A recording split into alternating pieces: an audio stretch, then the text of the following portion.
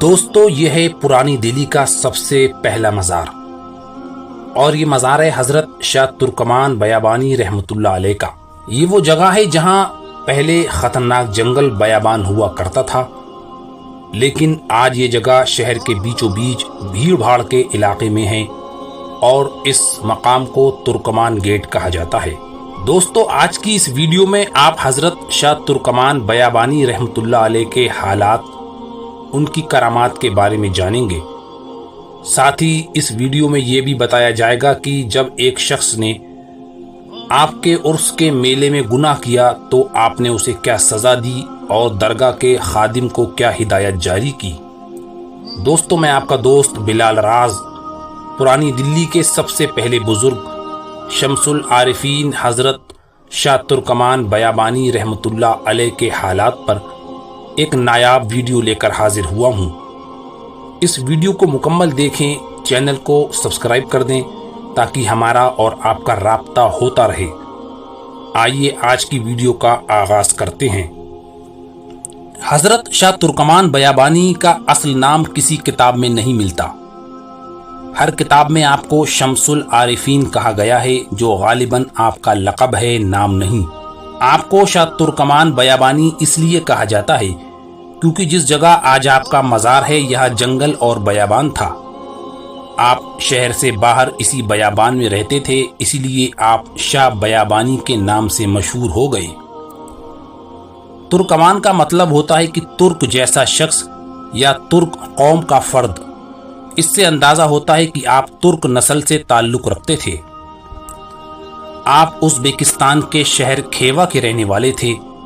ابتدائی دور میں آپ امارت و حکومت کے مالک تھے، لیکن جب آپ پر عشق الہی کا غلبہ ہوا تو آپ نے سب دنیا داری کو چھوڑ کر فقیری اختیار کر لی اور بانی سلسلہ سہروردیہ شیخ الشیوخ حضرت شیخ شہاب الدین سہروردی رحمۃ اللہ علیہ کی خدمت میں جا کر ان کے مرید ہوئے اور سخت مجاہدے اور عبادت میں مشغول ہو گئے۔ آپ اخلاص بری عبادت، نفس کشی، مجاہدے، چلہ کشی اور مرشد کامل حضرت شیخ شہاب الدین سہروردی کی نگاہ کرامت کی بدولت بہت جلد منزل مقصود پر پہنچ کر اولیاء کاملین کے درجے پر فائز ہوئے۔ آپ کے پیر و مرشد شیخ شہاب الدین سہروردی رحمۃ اللہ علیہ نے آپ کو خلافت عطا فرمائی، جو آپ کی ولایت و کمالات کی واضح دلیل تھی۔ آپ کافی عرصے تک حضرت شیخ الشیوخ کی خدمت میں رہے۔ اس کے بعد انہی کے حکم سے ہندوستان کے شہر دہلی تشریف لائے۔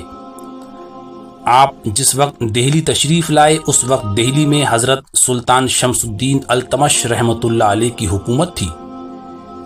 آپ دہلی کی حدود سے باہر ایک ویران جنگل میں رہنے لگے جہاں آج آپ کا مزار شریف ہے۔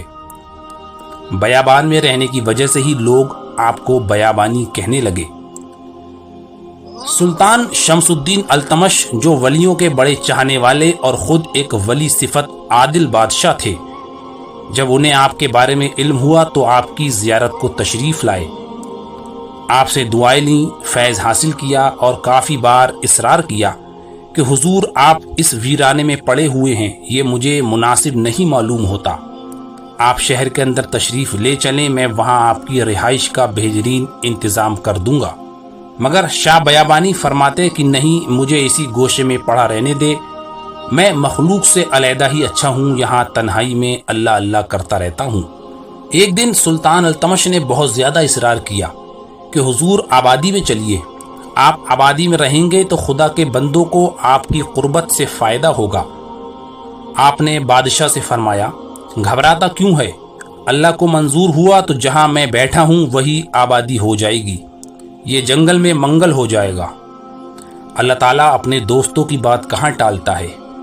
کچھ عرصے بعد ہی بادشاہ فیروز شاہ نے یہاں دوسرا شہر آباد کیا اور واقعی جنگل میں منگل ہو گیا۔ چند صدیوں بعد مغل بادشاہ شاہ جہاں نے تیسری جگہ دہلی آباد کی اور شہر کا دروازہ آپ کے مزار کے پاس ہی بنوایا اور دروازے کو آپ کے نام پر ترکمان دروازہ نام دیا، جو آج تک موجود ہے۔ آج اس جگہ شہر کی گھنی آبادی ہے۔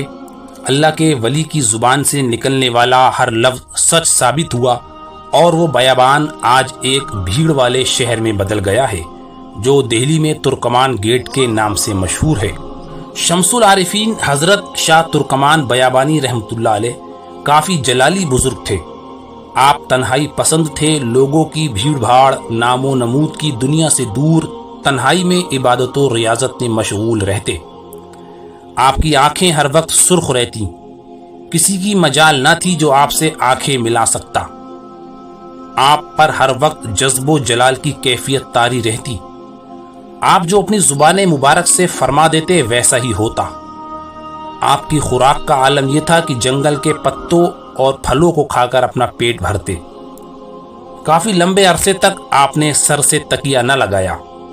ساری رات آپ نماز میں کھڑے رہتے اور دن میں سر نیچا کیے مراقبے میں بیٹھے رہتے۔ آپ کی مسلسل عبادت و ریاضت نے آپ کے جاہ و جلال کو اور بڑھا دیا تھا۔ جو بھی آپ کے سامنے حاضر ہوتا تو آپ کے خوف کی وجہ سے اس کا جسم سوکھے پتے کی طرح کانپنے لگتا۔ قطب الاقطاب حضرت خواجہ قطب الدین بختیار کاکی رحمۃ اللہ علیہ آپ سے بہت محبت فرماتے تھے اور آپ بھی قطب صاحب سے بڑی محبت کرتے۔ دونوں بزرگ ایک دوسرے سے ملنے آتے جاتے رہتے تھے۔ مہرولی شریف سے یہ بیابانی علاقہ قریب 9-10 میل کے فاصلے پر ہے، لیکن اس کے باوجود کبھی خواجہ قطب صاحب آپ کے یہاں تشریف لے آتے اور کبھی آپ مہرولی شریف تشریف لے جاتے۔ دونوں بزرگ جب بھی ملتے تو ایک دوسرے کی دعوت بھی کرتے اور راز و نیاز، تصوف و عرفان کی باتیں ہوتی رہتی۔ ایک بار حضرت شاہ ترکمان بیابانی قطب الاقطاب کے یہاں تشریف لے گئے تو آپ کی مہمان نوازی کے لیے قطب صاحب نے دلیا پیش کیا اور دونوں بزرگ ایک ہی برتن میں دلیا کھانے لگے۔ اس وقت بابا فرید گنج شکر رحمۃ اللہ علیہ ان دونوں بزرگوں کو پنکھا جھل رہے تھے۔ حضرت شاہ ترکمان بیابانی ہر نوالا کھانے کے بعد اپنا ہاتھ بغل میں لے جاتے اور اس کے بعد دوسرا لقمہ اٹھاتے۔ حضرت بابا فرید رحمۃ اللہ علیہ کو یہ عمل ناگوار گزرا۔ قطب صاحب نے بابا صاحب کی ناگواری محسوس کر لی اور اشارے سے آپ کو منع کیا کہ زبان سے کچھ نہ کہنا، لیکن حضرت بابا فرید رحمۃ اللہ علیہ سے ضبط نہ ہو سکا اور آپ نے کہہ دیا کہ حضرت کھانے کے دوران بار بار بغل میں ہاتھ لے جانا شائستگی کے خلاف ہے۔ حضرت شاہ ترکمان بیابانی نے آپ کو کوئی جواب نہ دیا تو حضرت بابا صاحب نے آپ کو پھر ٹوکا۔ دوسری بار ٹوکنے پر حضرت شاہ ترکمان بیابانی کھڑے ہو گئے اور حضرت بابا صاحب کو ہاتھ سے پکڑ کر اپنی بغل کی طرف کھینچا اور فرمایا کہ لے دیکھ لے میں کیا کر رہا تھا۔ میں ہاتھ بغل میں نہیں دے رہا تھا بلکہ قطب صاحب کے ادب میں ہر لقمے پر ہاتھ دھو کر دوسرا لقمہ اٹھاتا تھا۔ جتنے لوگ وہاں موجود تھے سب نے دیکھا کہ آپ کی بغل کے نیچے ایک دریا موجیں مار رہا ہے۔ حضرت بابا صاحب کے ساتھ ساتھ وہاں موجود سبھی لوگ یہ دیکھ کر حیران ہو گئے۔ آپ کی کرامت کے بارے میں کہا جائے تو بے شمار کرامات آپ سے ظاہر ہوئیں۔ روزانہ ہی آپ سے کرامات و تصرفات کا اظہار ہوتا رہتا تھا۔ ایک بار ایک قلندر 2 ببر شیروں کے ساتھ آپ کے پاس تشریف لائے۔ انہوں نے حضرت شاہ ترکمان سے پوچھا کہ حضرت یہ شیر کہاں باندھوں؟ آپ نے فرمایا کہ باندھنے کی کیا ضرورت ہے، باہر میری بکریوں میں چھوڑ دو۔ ان بزرگ قلندر نے کہا کہ کہیں میرے شیر آپ کی بکریوں کو چیر پھاڑ کر نہ رکھ دیں۔ آپ نے فرمایا کہ اللہ کے نام پر چھوڑ دو، بکریوں کی پرواہ نہ کرو، وہ بکریاں بھی آخر میری بکریاں ہیں، وہ تمہارے شیروں سے دبنے والی نہیں ہیں۔ آخرکار ان قلندر بزرگ نے اپنے شیروں کو شاہ ترکمان بیابانی کی بکریوں کے پاس چھوڑ دیا۔ جب بکریوں نے دیکھا کہ شیر ہمارے باڑے میں آ گئے ہیں تو انہوں نے شیروں کو تنگ کرنا شروع کر دیا۔ لوگ یہ دیکھ کر حیران ہو گئے کہ وہ 2 ببر شیر حضرت شاہ ترکمان بیابانی کی بکریوں سے ڈر رہے تھے اور گھبرا رہے تھے۔ بکریوں نے انہیں اتنا تنگ کیا کہ وہ دونوں شیر دم دبا کر دہاڑے مارتے ہوئے بکریوں کے باڑے سے باہر بھاگ آئے۔ وہ قلندر جنہیں اپنی اس کرامت پر بڑا ناز تھا، حضرت کی بکریوں کی یہ شان دیکھ کر حیران رہ گئے۔ ایک بار دہلی کا ایک مالدار مہاجن کہیں جا رہا تھا کہ دیکھا جنگل میں اس کے پیچھے کچھ دشمن لگ گئے ہیں جو اسے مارنا چاہتے تھے۔ اس نے جنگل میں جب آپ کی جھوپڑی دیکھی تو اس میں گھس آیا اور کہا کہ حضرت مجھے پناہ دیجیے۔ آپ نے ایک طرف اشارہ کرتے ہوئے فرمایا ادھر بیٹھ جا۔ اتنے میں وہ لوگ بھی وہاں آ گئے اور کہا کہ ایک شخص ابھی آپ کے یہاں آیا تھا، وہ کہاں ہے؟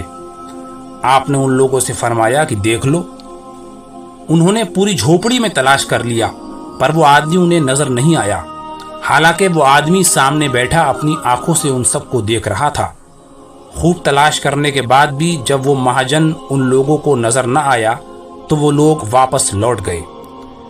وہ مہاجن حضرت کی یہ کرامت دیکھ کر اسی وقت مسلمان ہو گیا اور اس نے اپنا مال اللہ کی راہ میں لٹا کر فقیری اختیار کر لی۔ شمس العارفین حضرت شاہ ترکمان بیابانی رحمۃ اللہ علیہ کا وصال 24 رجب 637 ہجری مطابق 1240 عیسوی کو ہوا۔ جہاں آپ تشریف رکھتے تھے اسی بیابان میں آپ کا مزار شریف بنایا گیا۔ آپ کا مزار شریف ترکمان گیٹ کے پاس پولیس چوکی کے برابر ایک کمرے کے اندر مرجع خلائق ہے۔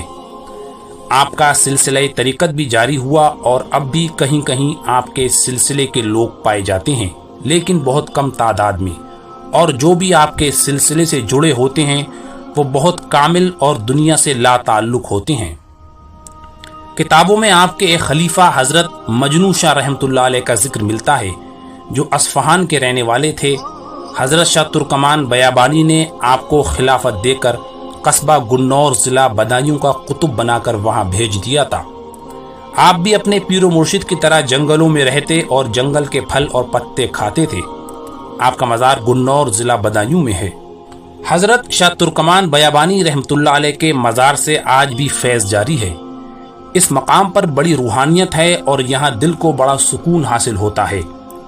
محفل اولیاء میں میرات الاسرار کے حوالے سے لکھا ہے کہ دہلی میں چند مقام بڑے عجیب و غریب ہیں۔ قطب الاقطاب خواجہ قطب الدین بختیار کاکی کی درگاہ، سلطان المشائخ کا آستانہ، حضرت نصیر الدین چراغ دہلی کا روضہ اور حضرت شاہ ترکمان بیابانی کا مزار شریف۔ ممکن ہی نہیں کہ کوئی شخص وہاں جائے اور فیضیاب نہ ہو۔ تذکرہ اولیاء پاک و ہند میں تحریر ہے کہ حضرت ترکمان بیابانی کے مزار سے آج بھی فیضان کا دریا جاری ہے۔ رات کو ایک سراہی پانی سے بھر کر مزار پر رکھ دیتے ہیں، صبح کو یہ پانی مریضوں کو پلاتے ہیں تو اللہ کے حکم سے انہیں صحت حاصل ہوتی ہے۔ آپ کے یہاں بسنت کے موقع پر بڑا پروگرام ہوتا تھا اور رات کو میلہ لگتا تھا۔ آپ کی یہ کرامت بھی کئی کتابوں میں بیان کی گئی ہے کہ ایک بار کسی شخص نے ایک طوائف سے اس میلے میں حرام کاری کی۔ اسی وقت دونوں کو کسی نے اٹھا کر ایسا زمین پر پھینکا کہ وہ دونوں پلنگ پر پڑ کر اپنے گھر واپس ہوئے اور تمام میلے میں ایسی وبا پھیلی کہ لوگ وہاں سے بھاگنے لگے۔ آپ نے اپنی درگاہ کے خدام کو خواب میں بشارت دی کہ رات کو ہمارے یہاں میلہ نہ رہا کرے۔ اس روز سے دوپہر میں میلہ شروع ہوتا ہے اور رات گئے تک ختم ہو جاتا ہے۔ اللہ تعالی ہمیں حضرت شاہ ترکمان بیابانی رحمۃ اللہ علیہ کے فیضان سے مالا مال فرمائے اور ہم سب کو اولیاء کرام کے مزارات، آستانوں اور ان کے عرس کا ادب کرنے کی توفیق نصیب فرمائے۔ آج کی ویڈیو میں اتنا ہی۔ حضرت شاہ ترکمان بیابانی رحمۃ اللہ علیہ کے حالات جان کر آپ کو کیسا لگا کمنٹ کر کے بتائیں۔ انشاءاللہ جلد پھر ملاقات ہوگی۔ دعاؤں میں ضرور یاد رکھیں۔ اللہ حافظ۔ اس ویڈیو کو لائک کر کے اپنے احباب میں شیئر کریں اور چینل کو سبسکرائب کر کے بیل آئیکن کو بھی ضرور پریس کر دیں۔ جزاک اللہ۔